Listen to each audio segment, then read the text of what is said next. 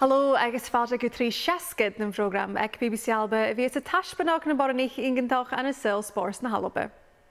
Is me sé na Ballantyne agus sa mí toite fáilte go sean clicad ar na Halba Emma Black haar ascolrúm sin studio. Program na héiche noch, bhí me hínas Emma súlarás déidir cheachcin haringach éile an san SWPL. Clunne sin cúteach fó chlicad ar Stenhousemuir, Jude Connolly me bethe anna líga hin, agus bhí Becky Ward a súlarás ar an dríoch coci at their náisiúnta éige. Emma, welcome back to 360.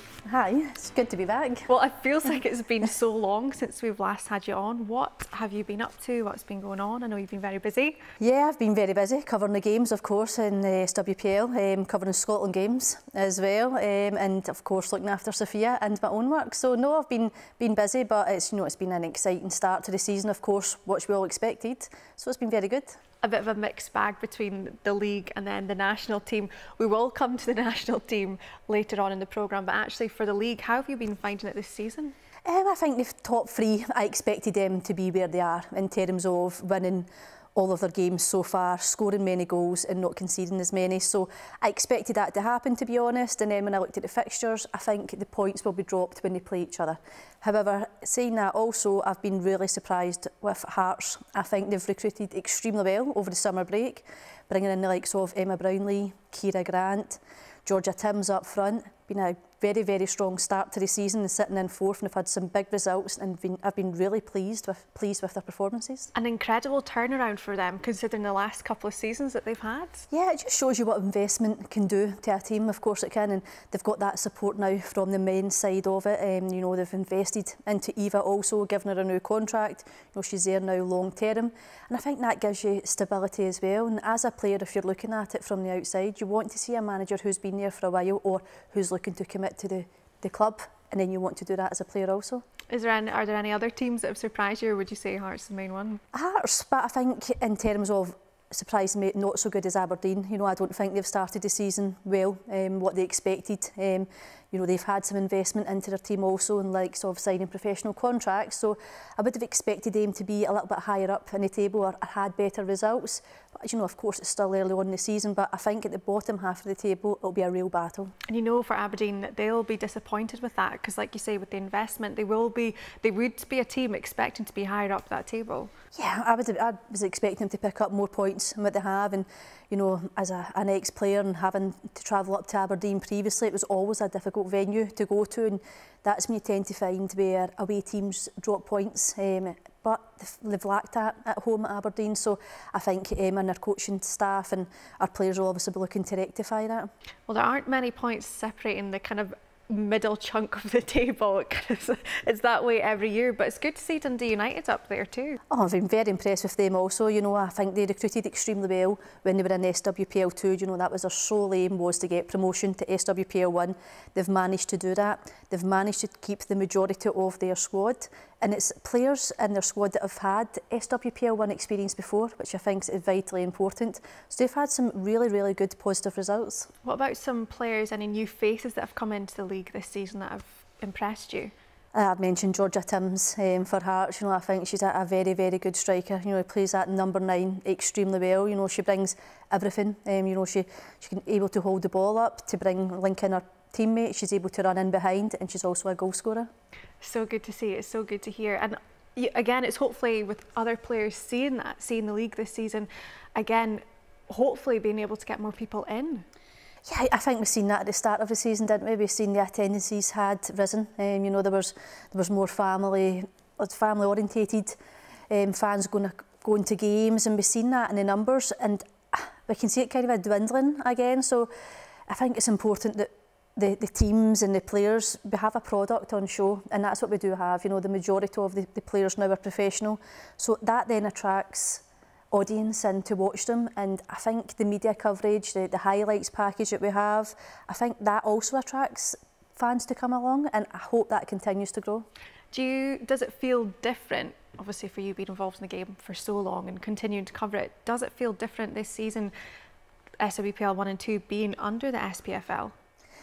I don't think there's visibly we can't see much of a difference at this moment in time. Of course we can't, but we know there's a lot of work going on in the background We've seen the likes of the Sky Sports sponsorship. That's huge for the Sky Sports Cup. That's absolutely massive, and Fiona and her team have done extremely well to tie that in. So there's a lot of work that we won't visibly see what's going in the background, but we can see it coming through. As I've mentioned, the Sky Sports Cup, the new website going to be launched as well. And I think when I've attended the games, there's a much more professionalism about the games when you attend the games, and how people are treating you, how people react to you. So there's that positivity as well. And with these professional contracts, probably a mindset change for the players too. Yeah, of course it is. I think if you sign that professional contract, you're tied into that club. You know, you're their club, you're their player, and you've got to then be a role model. You've then got to have the correct characteristics when you're out in public for everyone to see. And that's what we're trying to do, is trying to generate more girls and women coming through to play football. You spoke about attendances just a minute ago. What do you think we need to do now to get more people, especially during this kind of Christmas lull? There's a great opportunity with the Men's World Cup coming up. Yeah, I think what I've seen previously in other countries, like in Germany, Spain, is that actually the players are proactive. You know, there's players like going out to schools, it may be, or going out to different football clubs and just trying to give out free tickets and trying to attract people through the gates. I think that would be vitally important for them actually to see who they're going to watch. I think for me, I'm speaking from a personal experience, that like for my little girl, she met Nicola Docherty when she was a mascot, and now she's obsessed with her, because anytime she sees her on the television or on social media or whatever it may be, she's then obsessed with her. So I think it's important for players to then get out there, to then have that attraction for young girls and boys, of course. But how lovely is that, because it is such a welcoming sport, isn't it, women's football? Yeah, it's very welcoming, as I've mentioned. When we do attend the games, and when you do go to games, it's 9 times out of 10 it is family orientated. There is a lot of families that go to the games, and I think that's vitally important also. How do you think, just tell me quickly, how do you think you'll see the league shape up? I know we're just at the start, but it's very tight at the top. It's very tight at the top, of course it is. I think Glasgow City will be wanting to prove a point in terms of they'll be looking to try and get that title back. Rangers, on the other hand, tasted Champions League football. They'll want to try and maintain that for next season. Very exciting. We will obviously reassess as the season goes on, but it's great to have you back, Emma. Thanks. Wel, yn talmanish, Clyne Jane Vol Clickether Stenhouse Muir, Jude Connolly. Gavin Clickether Gian Becken Unia Machas again, Mustochuri skip a Voronich Ele ar Chosh. En is je Clich exteni, Vreun Shinria Mudrich, Kukashaw, Agus go Tolikches a Hai Vir Ashaklich.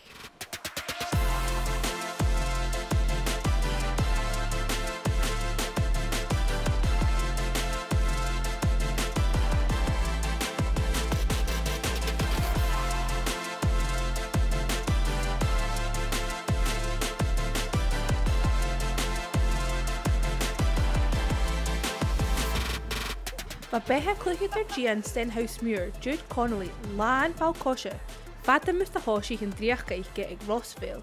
My dad and brother, my dad's played football since he was about 16. Then my brother's 2 years older than me, he's been about the same, and just kind of started playing football when I was younger with them, like back garden and stuff like that. And my brother would go to football training, and I would somehow get on the pitch and start running about with a lot of them too. So it kind of just started like that, I guess. I'm sure I started at like a little kickers type thing, just at high school, like the high school I went to when I was about 6 or something like that, and it was just mixed boys and girls. And then for that I heard about Rossville. I started there when I was in about primary 4, played with them till must have been about P7, starter first year, and then I stopped playing football for a good bit, and then started again with West Park. And I just started with coaching because the school had an opportunity, so me and my pal Eva, we done coaching with West Park. Then after that, one of the girls, Kirsty Cunningham, the head of the academy, she asked us if we wanted to try and start like a women's team, and me and Eva hadn't played together in years, so we were right for it. So me and her said yeah, that's fine, so we tried to sort it, try to organise it, and then eventually we did, and they're still playing on. Nuair a hánig Rossville go críoch, rain Jude Hín Suas Foshagal a Balcosha go Davil sa Shach Diog. But I'm Dudley Chivan, Ice High Gadjacho can do get buoy at a Mishnach. Well, my team Rossville, it folded, sadly, which happened to a lot of the girls' clubs round about my age. When you're in your teenage years, people kind of drop off. You either stick at it when you're like 13 or you don't go back to it. And then that just happened, and then I didn't really feel comfortable going to a different team. I think I lacked confidence a lot myself when I was younger. So yeah, that's just how. And then I heard about West Park, and I don't know why I stopped playing it, to be honest. Be Jude Riav Tangle or son of Hunya at West Park. Var a village in fiach a chuidige chlubby girls in a game a Lorac East. Oh, I loved it, to be honest. It made me fall back in love with the game, to be honest. So, I don't know. I think I owe them a lot for getting me back into it. In high school, me and my friend Eva again, we took the girls team all through high school. And that was like our only experience, and then we heard about that through active schools, and yeah, from that I got like all my SFA badges and stuff like that, so it was great. It was a great opportunity, to be honest. Honestly, I don't think I'd be playing football if I didn't go to coaching, and then obviously it turned into teams. A strike gresh ag skipper in Holhaigge, Lewis Jude die Stenhouse Muir, var a village faraching ag an nachi leis an skipper dlú. I went and played uni football, and Eva had been badgering me for about a year to come to Steny, it's really good, come on, you'll miss it, everyone's great. And then I think she convinced me like 3 Novembers ago. I was like, right, I'll come. Like, it must have been during the lockdown when it started breaking off, and I was like, right, I'll go. And then I realised how unfit I was when I was trying to run about. And then after that, I don't know, I think I settled into the team really, really quickly. I just love everyone in this team. Everyone's so welcome, so lovely. And I think obviously I've been here a good time now and you're gelled, but I think collectively as a group we gelled very, very quickly. So I think that's really what stuck me in it too. And it's just it's a step up from West Park too, so performance wise I think a lot, like my confidence has grown 100%, my ability and everything, it's great. Ha Jude be land Thailand Tazen Shaw, is ha quarter the of a fatbush and in league go dulich. The only goals I used to score were own goals, to be honest. I don't know what's happened to me this season. I think a product of that is a lot to do with Jack, our new coach. I don't know. I used to always make runs down the right and all that, but I would say my shooting wasn't the best, and I don't know what's happened to me. I think a switch has been flicked in my head, and I don't know, somehow I've bad 4 goals. I think it's been a tough one, like challenging, but I think it's a very tight season. It's a very, very tight fixtures we've got. And I think that only just drives us forward even more. Like, I would rather play a game when you're neck and neck. I think they're my favourite type of games, when it's so close and you're getting a wee bit frustrated and stuff like that. But they're my favourites, and I think this season's been great. I think all the stuff on Twitter and all that, I think the coverage of it has been excellent too. But yeah, I think it's a very, very close fixtures we've got this year. Ha Jude Nochlis gun Lennon skipper order a puchtel source of ord. Is high mochel maar higher fast maar klukkete the horsey he. I think we'd like to finish top half of this table, and I think that is a very doable goal for us as a team. It's still very early on in the season, I would say. I wouldn't say we're even really halfway into it. I think we've still got a lot of time to redeem ourselves from games maybe we don't think we've played as good in, but then we've also got bags of ability to go and compete for tops. I think 8-year-old me would be very, very proud of her that she's went back to football, and I think she'd be proud of how much confidence I've gained in myself and my sporting ability, and then also just in myself as a person. I think this past year has been a very, very big self-growth year for myself, and I think I'm just overall very happy with it, to be honest. Hope it continues.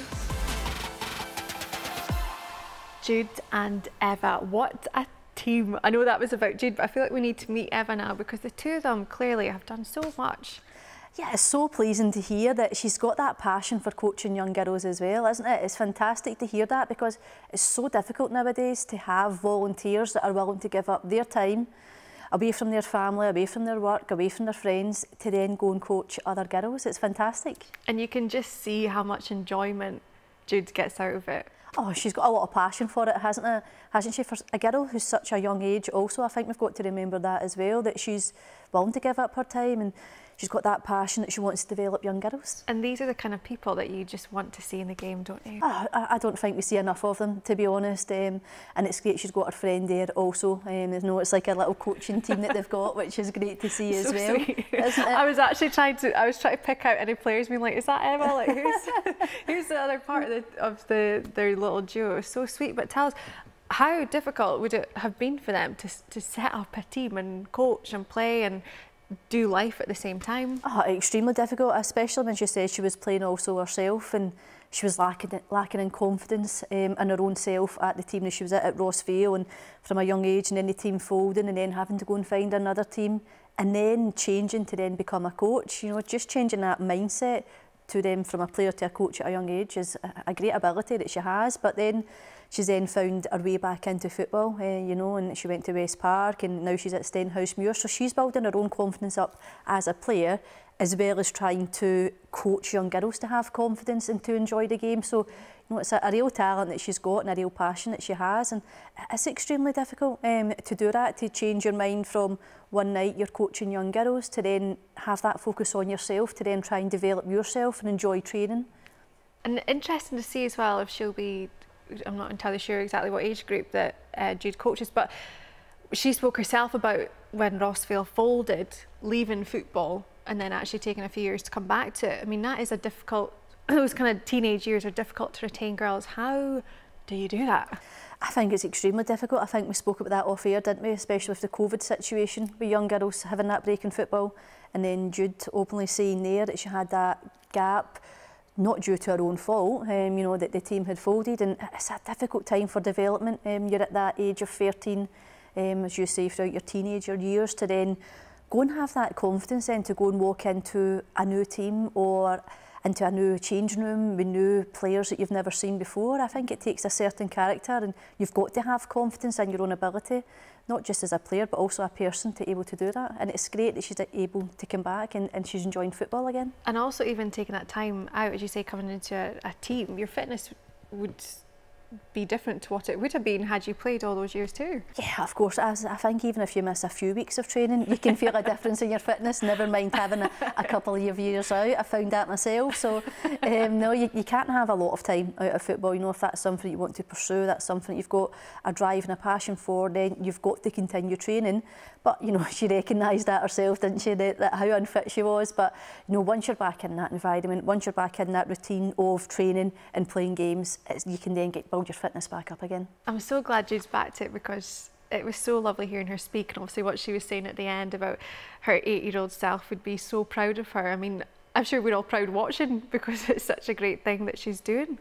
Oh, it's fantastic. I know when she had mentioned that there, you know, it kind of hurt the back of your throat, didn't it? You're thinking that she's obviously mentioned it, but, you know, listen, it's great, it's fantastic, you know, and Stenhousemuir are doing extremely well. You know, that, as she said, it's not even halfway through the season yet. They've had some good positive results and they want to try keep climbing that table, and I'm sure they've got aspirations to then try and get promotion as the years come. I was going to say, it must be a good incentive seeing what's going on in SWPL 1 and 2 and seeing what can be achieved now. Oh, yeah, of course, as it's achievable. It's great that you've got that pathway now, and of course all the investment we now have in SWPL 1, SWPL 2, and of course obviously their league is developing as well. You know, she spoke about the media coverage that they're doing on social media, that it's rising there as well, so that's positive, and that gives players a boost. When you're having a wee look on social media and you get to see your highlights, the goals that you've scored, of course it gives you a boost.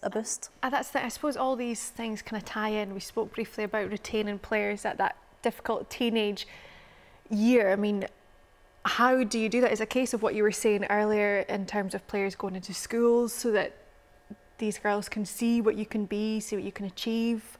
Like you say, being on social media, seeing these players out and about doing different things. I mean, yeah, I think it's important. If you can't see it, you can't be it, isn't it? So, yeah, I think you've got to have... I know Glasgow City do a lot of work in the community in terms of they go and visit schools, they have their players turning up to, like, for example, this week, the October week, when the schools are off, you've got players turning up and doing a question and answer. And I have to shout out as well, I did see that they were on River City this week too. There was a shout out. I seen it, that was fantastic as well. So just those little things on social media, in the media, it's, you know, kids nowadays are on social media, aren't they? They're on Twitter, they're on Facebook, and if they're able to see it, then they can be it. So I think that's vitally important. You've got to get players out there, and I think the clubs are working hard at doing that. Because you can see what can be achieved. I know it's really hard to even look down south when Scotland, which we will come to shortly, what we've been through recently with the national team, but those are players that, and especially in England, that were at the Euros who are now household names. Oh, they're huge, you know, even obviously we'd seen the Ballon d'Or presentations just the other night, and you've got the likes of Beth Mead, for example, you know, she was a player of the tournament. She's such a pin-up now, you know, and she's wanted by everyone, and everyone wants to sponsor her, and it just shows you that you can be that role model that you want to be, and you can achieve all of those, if you get to the top level. And of course we've got role models within Scotland. You know, we've got Caroline Muir at Real Madrid, we've got Erin at Chelsea, of course. So, you know, we've got that also, of course we have. And obviously you've got the likes of the players that are home-based, you know, Kelly Clark, captain of Celtic, and Nicola Docherty, captain of Rangers. So we do have household names within Scotland also, but it's important we continue to grow that. Absolutely. Well, we will be coming, like I said, to the national team shortly. Wel, as jy nog gekor céad is seachcha túras ar sáin alba, ha Becky Ward éise go bhfuil leicil seachcha a dríoch mar cluichad ar hockey idirnáisiúnta. As jy nog trí thuirsin ag gaimichin na chomh leithis, bhríonn sin riamú na cúnachin a seaad a heiche a bhí cluiche ar sáin alba.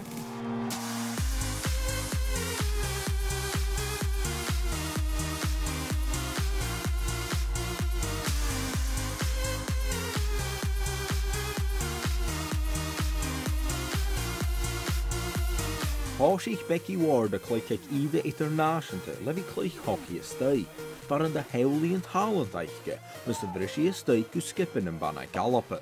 I actually ended up playing a little bit of senior indoor hockey first, I think. I really loved the indoor game, and at the club I was at, Dundee Wanderers, they were really big on that, and went on to have loads of success. And actually I got invited to go to the seniors indoor, kind of. I feel like that was almost first, stands out more in my memory. And I was a real youngster, and I went along, and they were actually training for a World Cup, and it just so happened one of the girls was kind of ill for the kind of World Cup. They went to a tournament before the World Cup, and she was ill, so I got called up to go. And I remember going to that, you know, and I got put in a room with, you know, one of these kind of women I used to watch on the pitch and think like, wow, she's, you know, amazing. And it was just such a great experience, and I feel like they all kind of took me under their wing a little bit.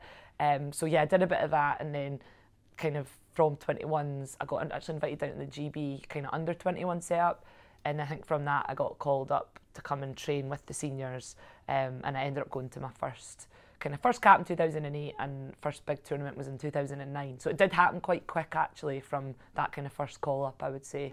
Ha Becky is farpish ag trí gemichin colaius a driach, leis a chiad che an na Glasgow and a Davilas a céad giach. I'd missed out on Delhi. I think when I got my first cap 2008 and went to actually a first big tournament in 2009. So in Delhi I missed out kind of on that selection, and that was like obviously really tough at the time, but it definitely gave me the drive to kind of keep pushing on and that hunger to go to Commonwealth Games. So Glasgow, I mean, doesn't get much better than that. And I just remember, you know, being super nervous, like waiting for the selection. We trained so hard in the run-up, we were almost like full time. And we actually trained, Glasgow Green had been prepped as the venue. So there was such a big build-up, so then to actually make the selection, it was, you know, just amazing.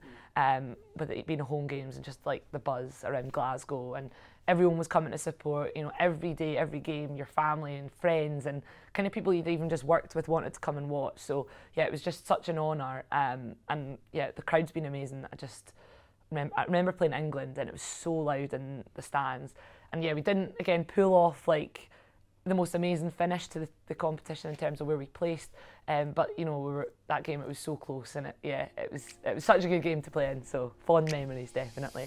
But Becky mar farstin skipping a halopa a hood articug and a farpish hockey na Hjorpe and a Davilas a new giach.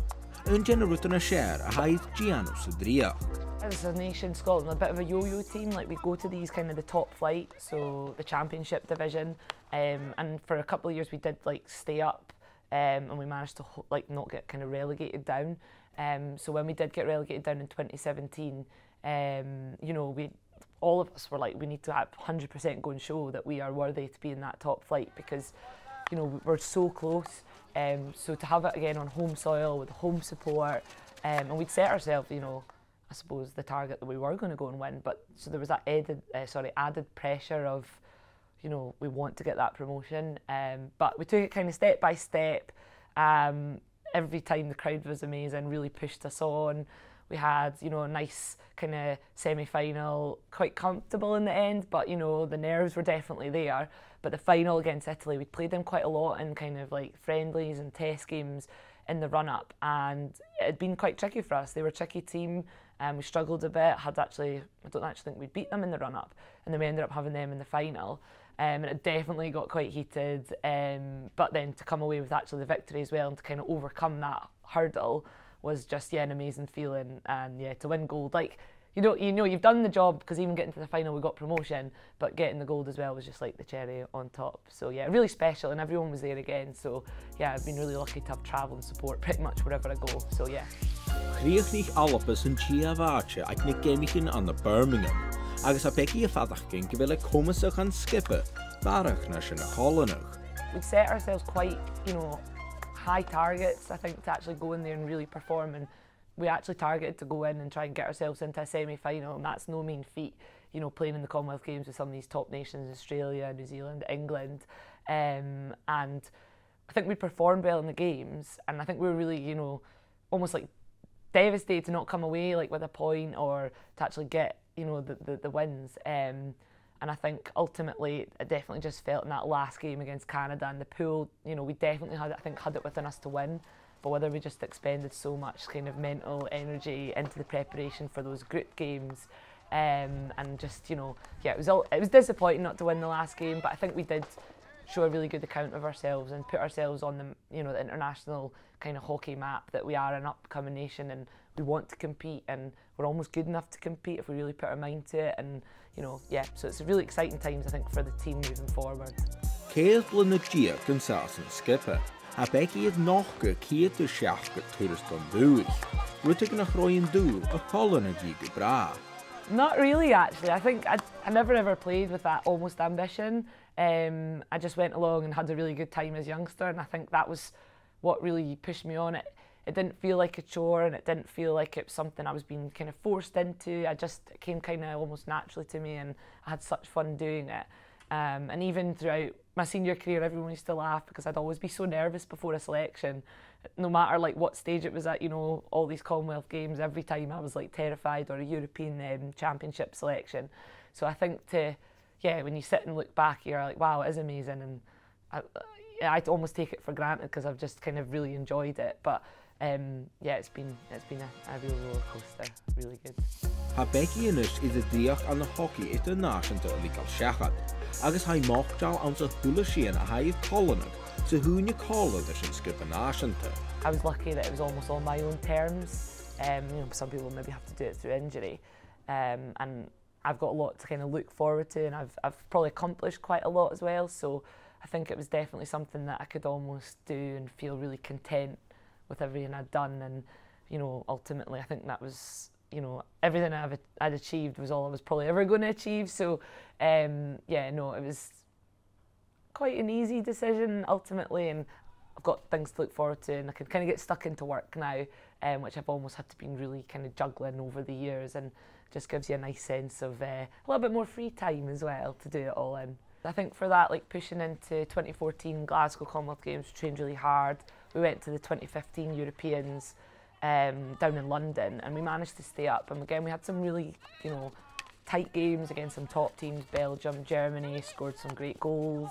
And I think at that point, we're in a good place. And then you always get a turnover of people like that retiring, and just the age groups of kind of sometimes the way it happens, and people move through these setups. And there was a little bit of a rebuilding phase and change in coaching staff. But I think now it is definitely again moving in that right direction, and it's really exciting for them. I'm almost like sad to be retiring, but it's definitely the right time for me. But just because I do believe that that the aim is to kind of push in and be a top 10 team in the world, and I think they're definitely on that road, and on the right track. So sad and happy with everything I've achieved. It's been a good time. Emma, 170 caps, what a career. Incredible, isn't it? And she's had a fantastic career at that. There's been many ups and some downs, and having that championship win in 2019, she says that was something that she'll never ever forget. And of course, obviously they've did well at the Commonwealth Games, but she feels there's more potential there to push on that international stage. So it's fantastic to see, but someone to have that discipline throughout all those years of 14 years at international level to get 170 caps is phenomenal. It's incredible, and I have to say she spoke about her support. I did bump into her family a couple of times at the Commonwealth Games. They were fantastic. I don't think I've ever seen so much dedication to such a sport ever. It was brilliant to see. But you know what it's like calling time on your career. How difficult will that have been for someone like Becky, who's been involved for so long? That's all she's known throughout her life so far, her adult life, and coming from a teenager into adulthood is hockey, and dedicating your life to that. And it's fantastic to see, as you've mentioned, her family supporting her. I think that's vitally important. You do have that support network round about you, especially coming from your family, because then that pushes you on then to gain, obviously, the international level caps, what she's achieved. So I think there comes, I know I came a stage in my career where, you know, you have to look at the bigger picture. How old are you getting? Where is the game going? Are you able to maintain those standards of where the game's going? And she's obviously recognised that, and you know, as she's mentioned, she's now then able to go and focus on her career out with the sport. And of course is obviously ready and at peace with making that decision. So we do wish Becky all the best. We do have to move on to Scotland, though. We've kind of spoken about it throughout the programme. What are your thoughts just on last week and the team failing to qualify for the World Cup? Of course, even now after a week, it's still bitterly disappointing. I know all the players are still hurting from it. You know, they'll take time to digest, they'll have time to reflect on the performances, not just of the Republic of Ireland game, but obviously the games and the qualifiers before that at the group stages. And you know, I think it's a difficult time with an international within Scotland. Sorry, just given that the next tournament is 3 years away. I think that's a long time in football. Of course it is, and you've got the likes of some players, more experienced players, who are obviously getting older, shall we say, you know, and I think they'll be evaluating them themselves as well, you know, and are they able to then balance club football as well as international football when you get older, the risk of injuries, travelling, etc. So I think there'll be a lot of questions that individual players will be asking themselves, and of course Pedro and his coaching staff, I'm sure they'll dissect the game, the Republic of Ireland game, see where they went wrong, what they could have done better. Could have maybe changed the team selection, changed formations. You know, there's a lot to take forward. And I think also at the under-19s, you know, I think that's a big gap going from under-19s to A-squad, especially the way the game's going. You know, our A-squad players are all international players, of course, and also not just that, professional footballers. And you've got the likes of under-19s who aren't quite at that level. So I think that's a huge gap. And it's something that I think we've got to evaluate. I think it's something that we've got to look into to try and see if we can close that gap. And that's the thing, it's so disappointing. The players must still be hurting quite a lot, but that's 2 major tournaments in a row now that Scotland have failed to qualify for, and also at a time where women's football and women's sport, there are so many eyes around the world watching. It's such an incredible opportunity, and Scotland aren't there. Yeah, I mean, the women's sport's flourishing, isn't it? Women's football, especially all around the world, of course it is. And I think, given that we obviously failed to qualify for the Euros, especially being in England, you know, that was a huge disappointment, especially given the investment that not only in Scotland for women's football and in our league and how that's progressing, but also the investment all around the world for women's football. It's something that we want to be a part of, and that was giving the players extra motivation, especially going into this World Cup campaign. You know, that was their whole motivation, their whole drive was, can we get to Australia, New Zealand? And that was their full focus. And then to get to the playoffs was fantastic. We had a great result against Austria, of course it was, and then getting into the Republic of Ireland, you know. And when you look at the stats and the numbers, we've always came out majority of times on top, head-to-head games. So there was a lot of confidence there with the girls, and it's hugely disappointing. As you've mentioned, women's football was growing, and that's something that we want to be a part of. And especially when we've got top-class world players in our national team, they want to be playing at the big stage. And just tell us quickly, Emma, as we come to the end of the programme, where does Scotland go from here? I think it's disappointing, of course it is. I think we've got to then look at, as I've mentioned, the gap between the under-19s and the A-squad. I think we've got to bridge that gap to then allow younger players to filter in to the A-squad. And I think Pedro will certainly look at that within the SFA as a whole. I think that's vitally important for the development of our game to then progress into major finals where we want to be and where we deserve to be. Well, I do hope we're back in 3 years talking about Scotland on the world stage. Hope so. But Emma, thank you so much for joining us again. It's been great to have you back. Thank you. Wel, sin er son yn noch yn a chiach gym fi ard ofgar bal caution yn ban alba Eileen Campbell Colroom sy'n studio. Jan Keen sioch gyfel sy'n fel lentyn BBC Alba ac als gyn cael sy'n program nios sgil o chwyttermoch sy'n bi an yn spors yn ban. Cysyn sy'n yn ahyrys.